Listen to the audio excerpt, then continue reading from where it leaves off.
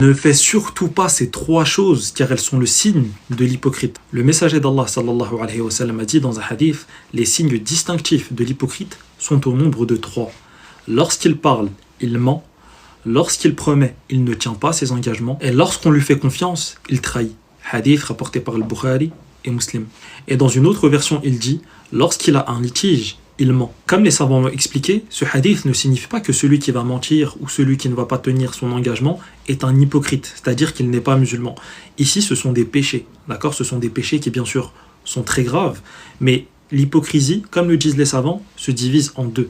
Il y a une hypocrisie dans la croyance, c'est-à-dire c'est le fait d'extérioriser ou de dire par exemple aux gens que vous avez la foi en Allah, en ses anges, en ses livres et ainsi de suite, mais au fond de vous-même, vous rejetez cela. C'est cela la grande hypocrisie dont l'auteur sera au plus bas fond de l'enfer.